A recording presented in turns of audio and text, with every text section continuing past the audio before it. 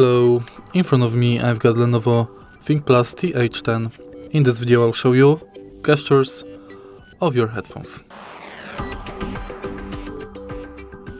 Firstly, take a look at the left side of your headphones. Right here on your left cap we've got 4 buttons. Use this button to play and pause. Use this button to go to the next song, previous song, and to change volume of your headphones. Switch this button to turn your headphones on and off.